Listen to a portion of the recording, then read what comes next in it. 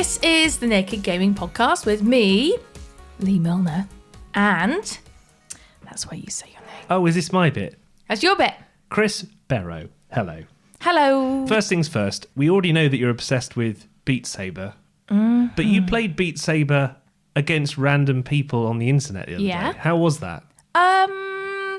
So did you ever play Guitar Hero? Oh, obsession. My obsession was Guitar Hero. Okay, so it was literally like playing Guitar Hero against other people, and you can kind of see other like avatars in the background whilst you're trying to like get the moves. Slash the blocks as they come up to you. And Did it make it better or worse, or were you not bothered? Well, I won every single time. I came first every single time. So obviously I was playing against children.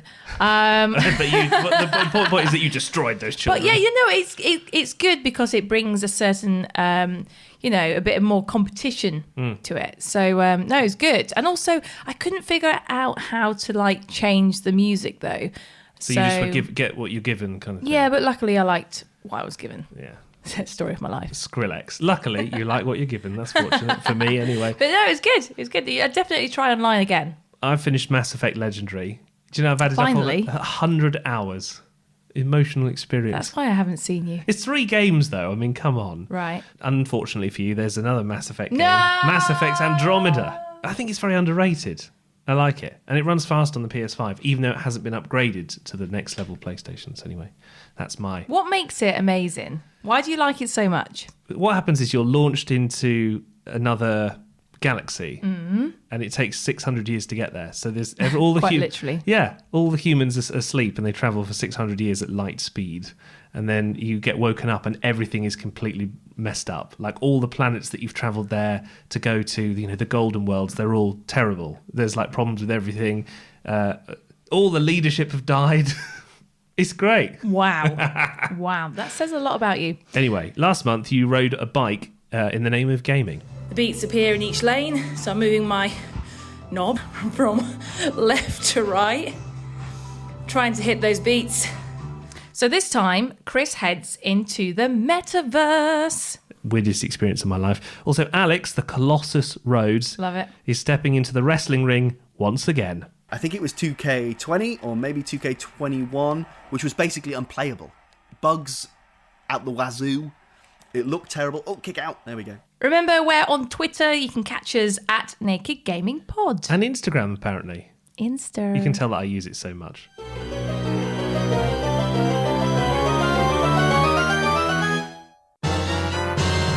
Well, the news is here now, and there's just a heck of a lot to go through.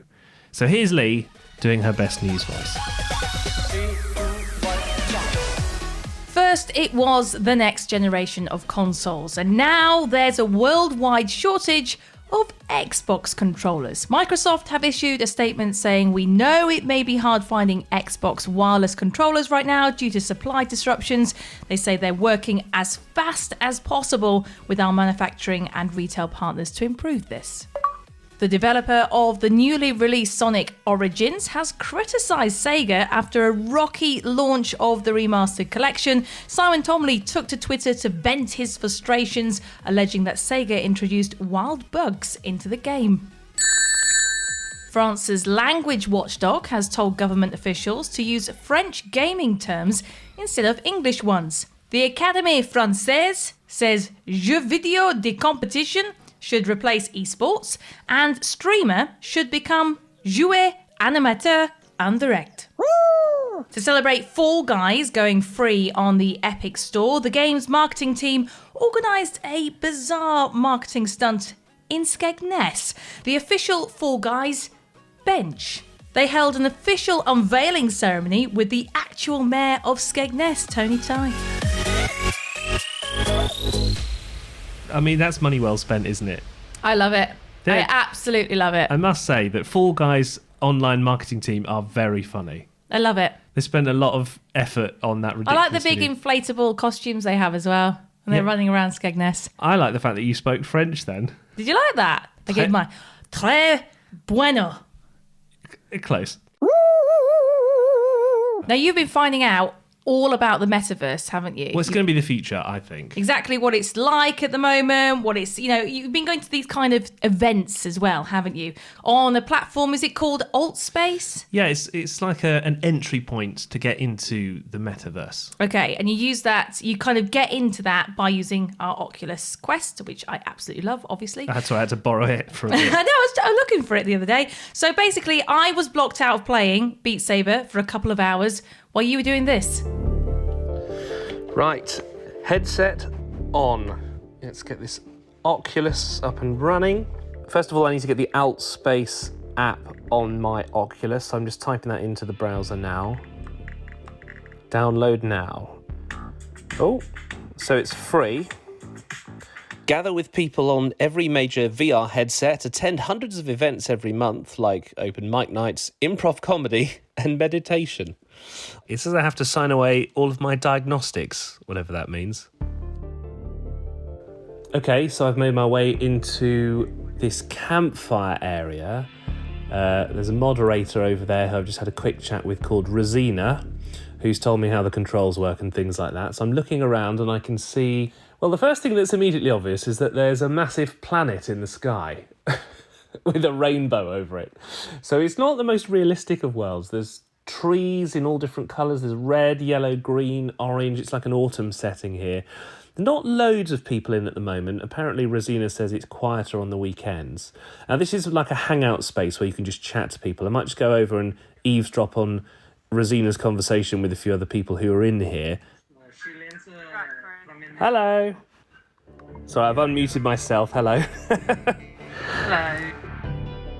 So every player in Altspace has the ability to build their own little home or kind of house area using a special program called Unity. And Rosina agreed to let me visit her house. So I arrived by teleport, and there were sofas, a TV playing in the corner, and not one, but 2 pool tables. Well, of course, I couldn't resist having a go. Oh, missed. Oh, I've hit the side.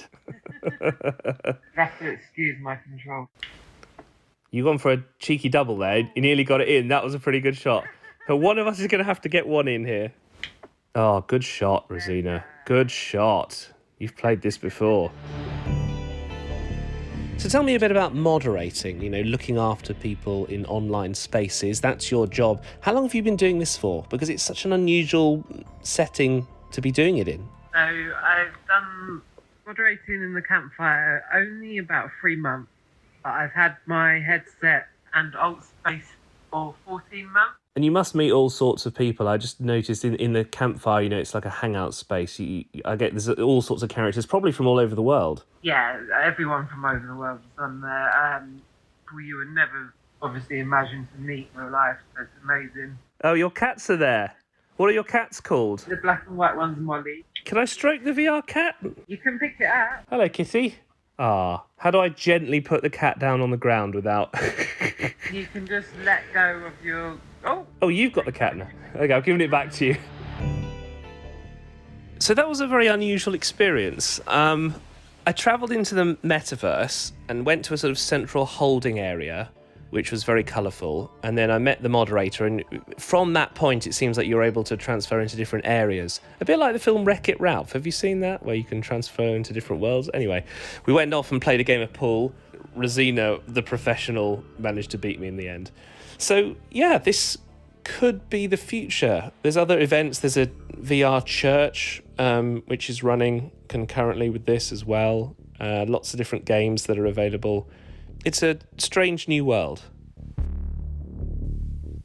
Wow, that's amazing. Did it feel like reality? No, it felt like something brand new. That's exciting. It is exciting, but it's at the moment it's a bit too weird. Right, Like okay. the sort of people who have Oculus headsets who want to go and hang out by the campfire in the game. Yeah. Yeah. You have to be a certain kind of person to want to do that, I think, at this point in time. It's not mainstream enough. You couldn't go and make new friends at the moment, I don't feel. What scares me about it is that you kind of go into this metaverse, and because you can't actually see who they are, you could be talking to an absolute stranger. Well, you are. I mean, you are by definition. Who, let's face it, could be dangerous or might just be a normal person. You don't know. You don't know because you can't see them. Like, is it regulated at all? As far as I understand, it's only the alt space, they have their moderators in the game and they regulate it. But I was also told in that game that you could get a toy gun and aim it at other avatars. And I sort of thought, well, hang on a second, you've told me that young people, like 13-year-olds, are using this quite a lot.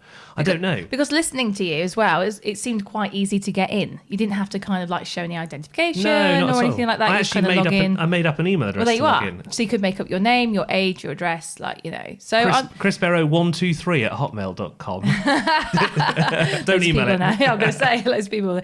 Do you think I should give it a go? Yeah, I'd like to know what you think. Maybe you should have a go, but maybe not at the yoga. That was Why too don't I weird. review this for the next podcast? Okay, yeah, I'd be All right. interested in your thoughts. Okay. Stop kidding around, Snake. Let's do some new games now, and this one is free to play on the mobile, although you can get it on PC now. Diablo Immortal.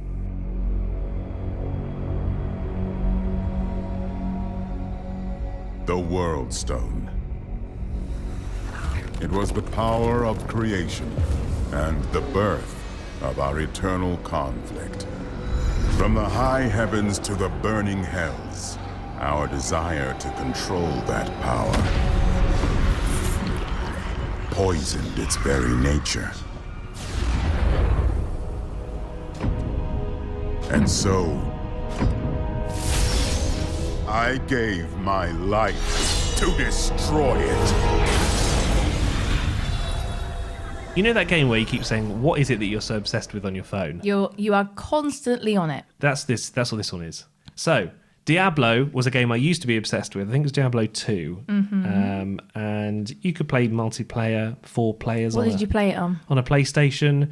I used to get one of my brothers to play with me, and we go and kill all these little minions, and you'd defeat it. There's 10 levels, and then you'd play it again and keep it going Right. again and again Okay. and again. It was very Okay. grinding away Yeah. again, right? So this is on the phone.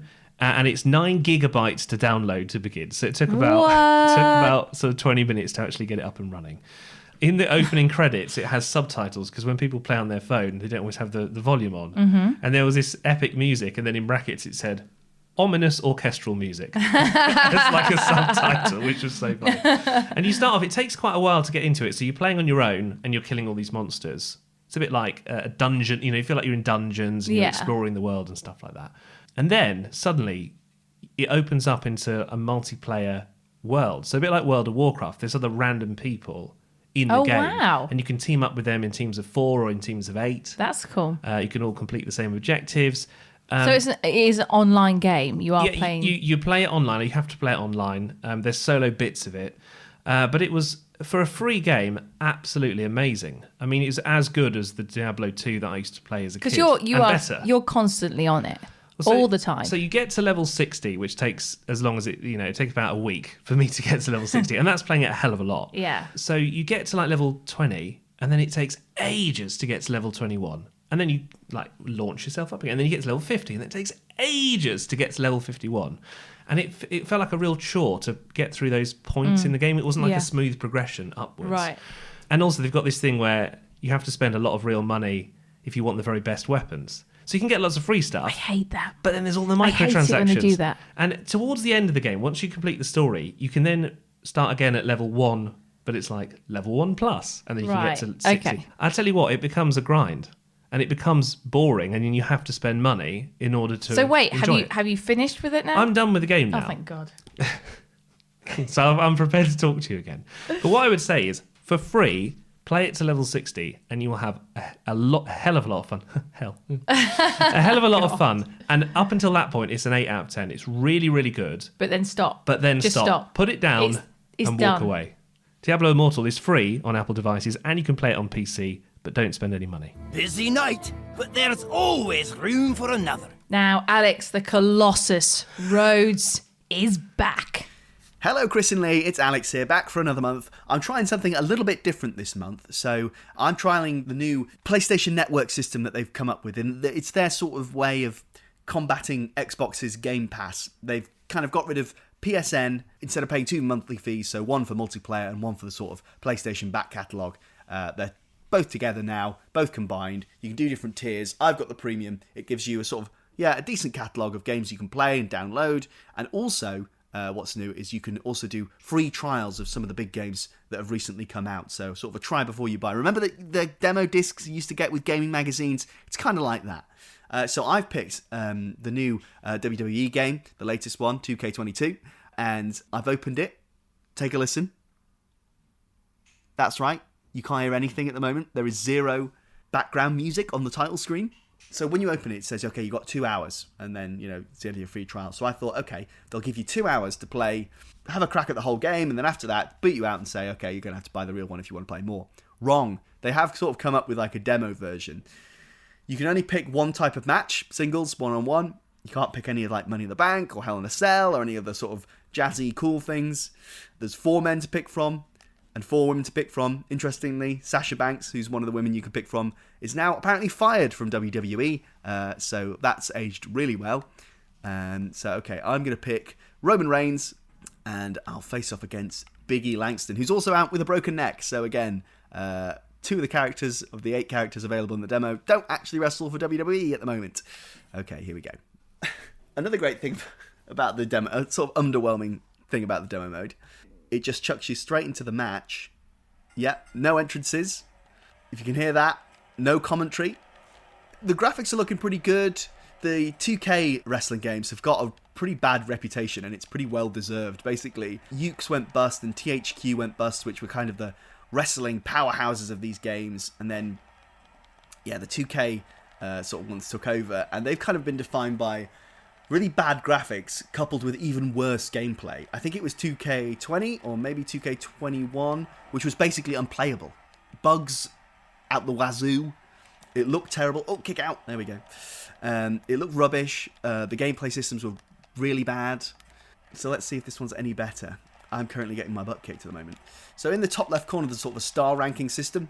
It's a weird kind of meta game in that it kind of acknowledges that wrestling isn't real and you want to get a kind of 5-star rating. So the way to do that is to do a variety of moves and not spam the same move over and over again, because like a real wrestling match, that would get quite boring.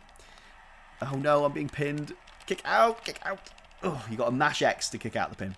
Obviously, that gets harder, the more beaten up you get. So no commentary, so no sort of atmosphere in these games, in this demo. You get a limited choice of wrestlers. You can only do singles matches, which has obviously been happening in wrestling games since the N64. I don't think the people at 2K understand that the point of these demos is to try and sell the game. So, I'm supposed to come away from this thinking, wow, that was really good. I really want to download the game. I'm supposed to have 2 hours of fun and think, wow, I really must play more. I must play 60 quid, by the way, for this full game. Oh, I'm pinned. That's it. It just cuts to the end. It doesn't show the replay of what happened during the match, what it used to do in some of the old games. So either that's gone or not included in the demo. It looks a lot better. Yeah, the gameplay seems to work a bit better, but come on, give us something. Why am I paying this, what's the point in paying this premium thing if I'm going to get a demo that isn't really worth the paper it's printed on? So yeah, I don't even really want to finish this. That's about it for me, Chris and Lee. This game's really not doing much to win me round. Maybe the full game's great. If it is, there's no way of knowing without just buying it, without taking the risk of just, oh yeah, they've made another rubbish game. Bless him. Well, But thanks, Alex. What was funny was I emailed the company ages ago and I said, can we review this game? And they totally blanked me. But now that it's free, Alex was like, yes, I will play it. Thank you, Alex. I've never done this before. I think we should review these games side by side at the same time. It's a simultaneous review. Okay. So, Mario Strikers Battle League Football and Nintendo Switch Sports. Prepare for Stripe, a 5-on-5 sport like soccer that's way heavy on offense. Aim for goals by dribbling and passing to teammates, as well as by using tackles, items, and crushing special shots. Tennis. Rally by gently swinging the Joy-Con controller at the right time.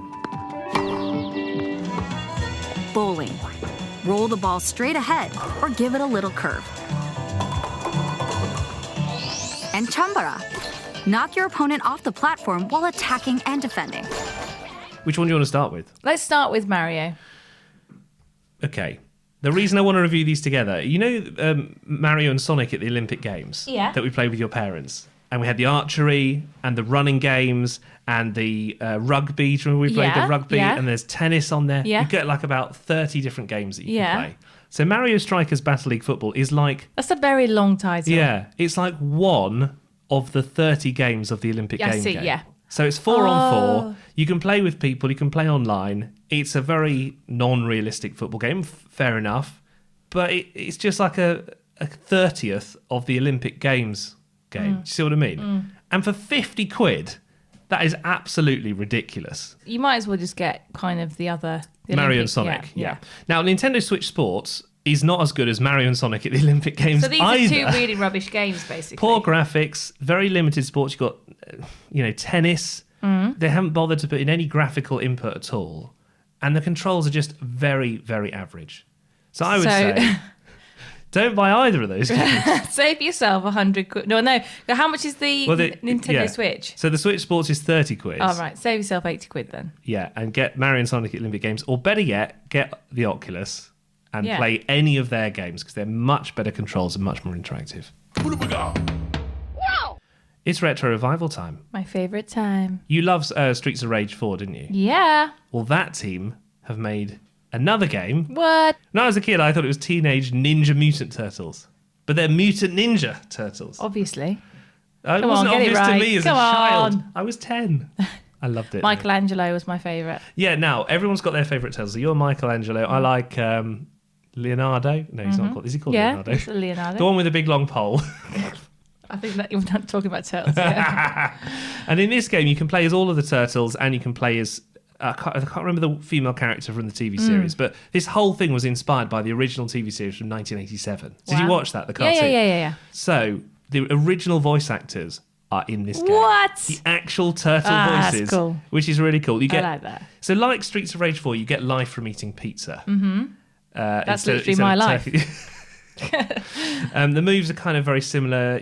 I was playing on the easiest mode, but it was quite hard, a bit like Streets of Rage. The graphics are very much like Streets of Rage, aren't they, as well? Yeah, that classic pixel art style. Yeah. There was a little bit of frame rate drop in the skateboarding level, like it was a little bit juddery, but apart from that, it's so much fun. Co-op is the best. You can play online with people. It's only 22 quid. Yeah, it's good for those people that just loved, the TV series and used to play it. Is it on Sega or was it PlayStation? They've done lots of games before. Yeah, it's that retro revival. It's a perfect game for that. What would you give it out of 10? Oh, it's a 9. They just know exactly what they're doing, this team. And also it's out on PlayStation, Xbox, Windows and Switch. So if you have a wander over to the App Store and type brain training, you kind of get loads and loads and loads of games to download, okay? It's very popular, isn't it? Yeah. Loads of people want to do it these days. But while you're kind of playing for fun, it's also good for your brain as well. I keep telling my dad he needs to do these sort of things. Get on these games. Yeah, he really does. Well, that's what people think, though, isn't it? But actually, it's not necessarily true that these games are helping your brain. Anya Pahor from the University of California, Riverside, set out to test who is really, actually benefiting from brain training. Julia Ravey gave the game designed for their experiments a go. So what I have to do is I'm a little astronaut that's running through the world and I've got to collect gems. And I can only collect a gem if the gem that I've seen before it is identical to it, which requires me to keep in my mind what that first gem was. Oh, so now I've got to remember 3 gems in a row, which is a blue circle, a pink diamond, and a green triangle. So the next gem I come across, if it's not a blue circle, because that's 3 gems back, I'm not allowed to take it. So the next gem I need to pick up, if it's a blue one, I can pick it up. Yep, blue. Next one needs to be a pink gem. Blue, pink, green, pink, yep. And if this is green, it's yellow, not going to go for it. Oh, I completed the level. So I'm playing this memory recall game, and this is being used in a study to test if brain training games are actually impacting our transferable skills outside the game, because it's important to differentiate if I'm just going to get really good at this one game? Or is it that my memory is actually improving? Because at the minute, evidence for brain training games being able to increase cognitive skills is still lacking. Almost everyone has an app that is mentally challenging. Some of them are for fun.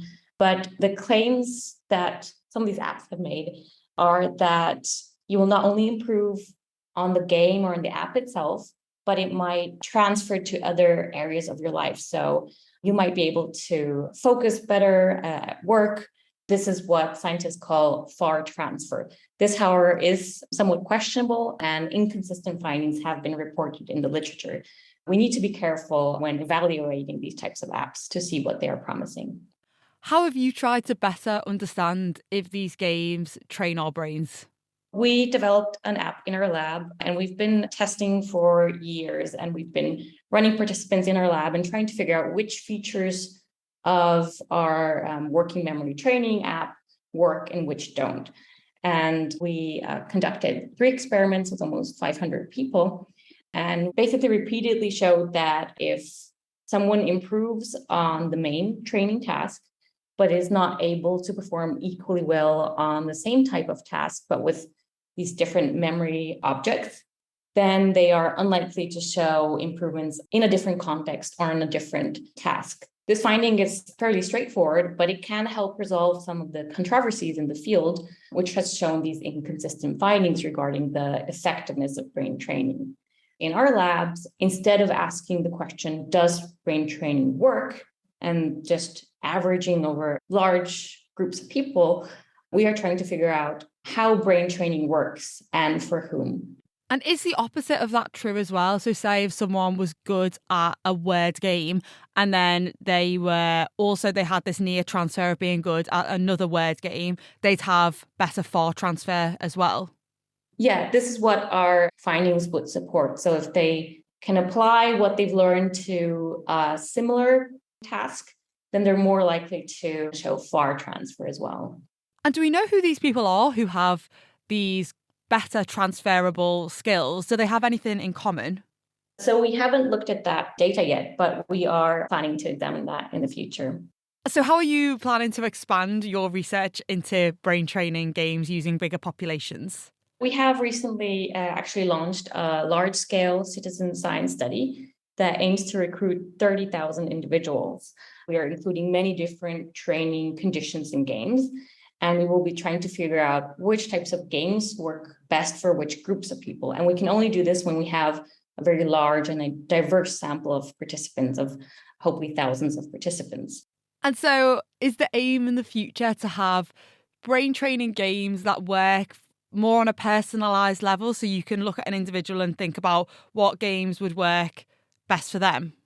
Exactly. Yeah, we think that that is the future for brain training, because there is just no one type of game that will work for everyone. We know that there are substantial individual differences in responsiveness to training, and we really need to take that into account.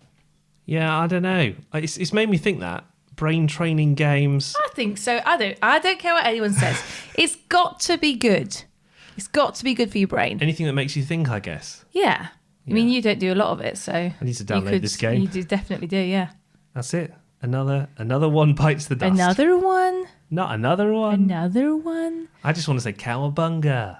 Cowabunga, yeah. Cowabunga. I'm just glad you've finished that flipping game on your phone. What, Diablo? Yeah. What's wrong with me playing Diablo? Oh, I tell you what, constantly on it. It rinsed the battery though. Yeah, well, but your screen time was through the roof. Oh yeah, I keep getting these notifications at sort of 9 o'clock on a Monday morning, and it says you have spent an hour on Twitter this week, and then 5 hours on Diablo on a Tuesday or whatever. It's kind of depressing to see. Well, now that you're done with the Metaverse, I'm going to go take the Oculus back. Are you back on it now? I'm going to go train up on pistol whip. Whip. Is that it now? Whip. Bye.